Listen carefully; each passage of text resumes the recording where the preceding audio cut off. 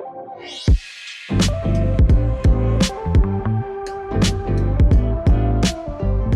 this video, we're going to go through an introduction to upper body pulling. We're going to look at the purpose of upper body pulling, go through some assessments that you can use to see what your performance is like, and also progress through them assessments.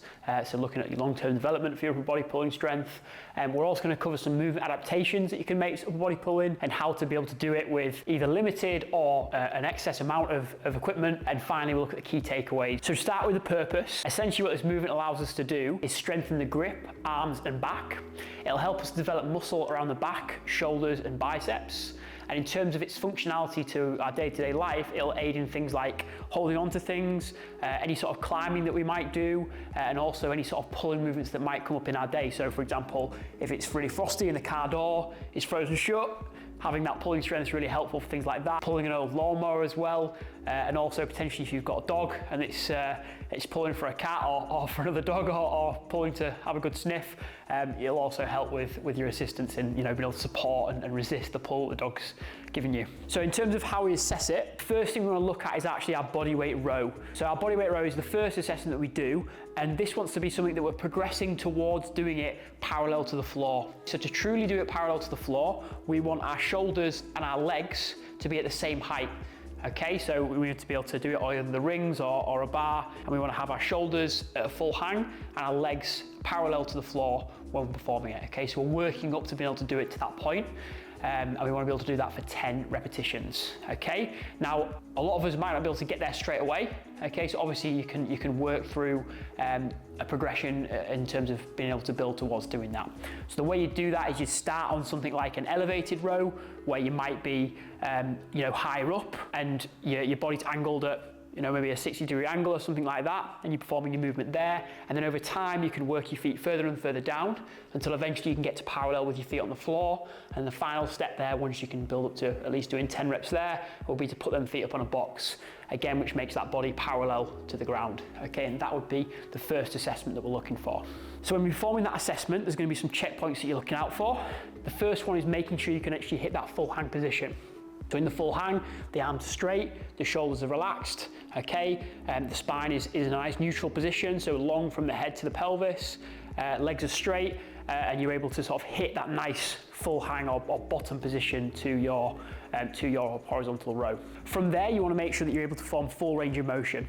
So in the case of a row, you want to make sure that your chest, that you're able to bring the rings or the bar, if you're using the bar, all the way to your chest, okay? Now, some of you might find it a bit uncomfortable to actually touch the chest, so at least getting it in line with the chest is enough, because then you've completed that full range of motion, you've got the shoulders all the way back into retraction and extension, and that way, it will be a complete repetition. So essentially what these first two checkpoints give us is a standard for how much range of motion we want. So we're starting in this bottom position at full hang, and then we're finishing in that top position of the row. Okay, and that gives us a standard for each rep to be able to adhere to for it to be an effective rep. From there, we can look at trunk position. So a common error that we'll see in a horizontal pull or a vertical pull, any upper body pulling really, is that people will lose their trunk position. So they might try and use the hips to drive the movement up. So they might try and use a bit of momentum from the hips to complete the movement. They also might sag in the hips a little bit as they're pulling. Problems like this will occur, but essentially what we're looking for is to keep that nice midline position so it's nice and straight throughout the movement. Finally, we can also talk about hand position.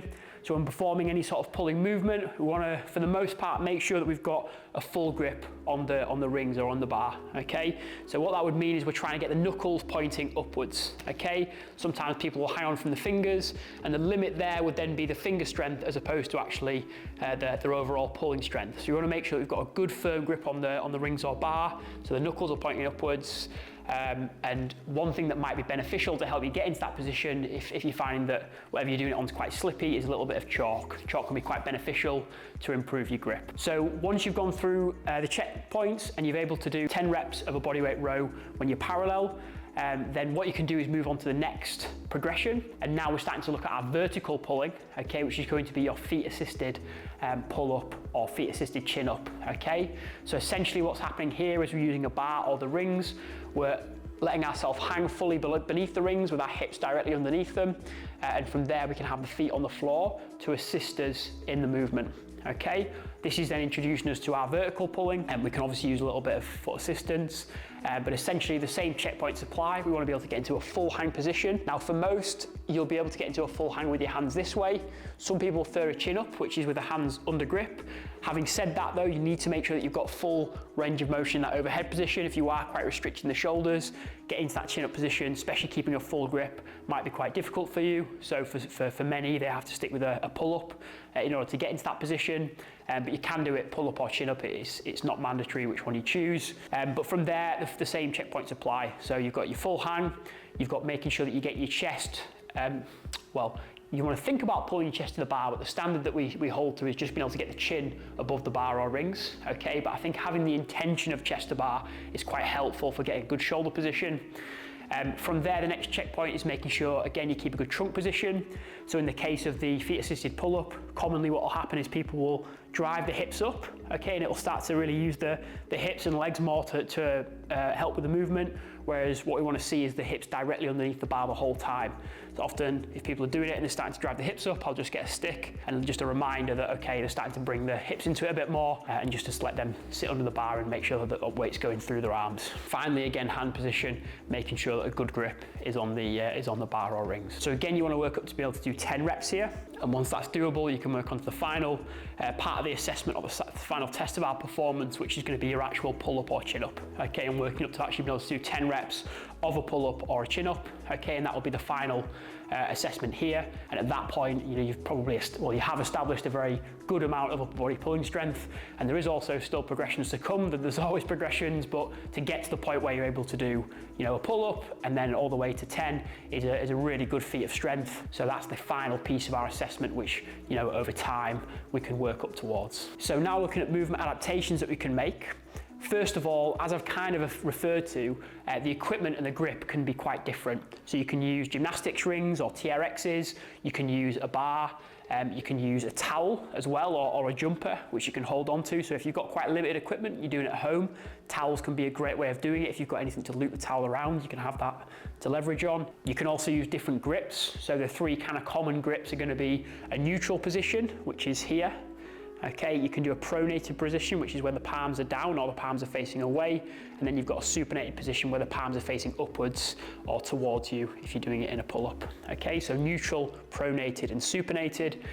These grips will slightly change the muscle activation. Supinated, we're going to get a little bit more biceps. Pronated, you might get a little bit more into the teres muscles and the lat muscles. So there is going to be some small changes in muscle activation based on the variations in grip, but essentially they all serve a similar purpose. And what we're trying to do is find a position that feels comfortable for us and a position that we can consistently perform over time and progress. The next adaptation you can make is changing the tempo or adding pauses. So it's things like performing a slow lower, performing pulses at the top, or performing pauses in different parts of the movement.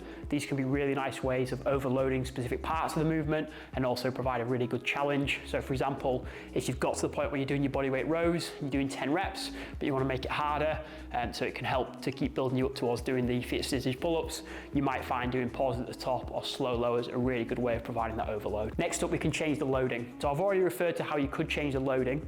So things, for example, like having your feet further back this way, so you're on more of an angle, is going to make it less load through your arms and shoulders. Having your feet lower down, having them on a box is going to increase the load for something like a horizontal row.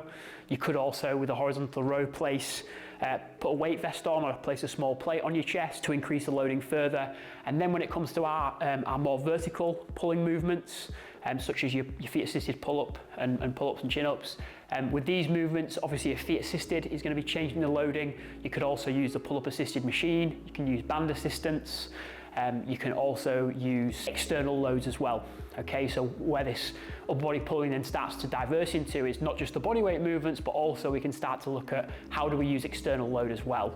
Now for some people that might be something like weighted pull-ups, but also we can then start to look at things like the kettlebells, barbells and dumbbells and look at all the different rowing variations we can do there, along with the machines as well that we can use to perform our upper body pulling, such as our chest supported row machine, our cable machines, and as I said, chest supported dumbbell rows, barbell rows, dumbbell single arm rows, All these different options can be opened up for our upper body pulling. I do prefer to use assessments that are body weight just because they're a little bit easier to standardise. But having said that, there are obviously great variations out there that can really increase your upper body pulling strength and transfer to our body weight movements that involve using external loading. Finally, the key takeaways for this video, guys.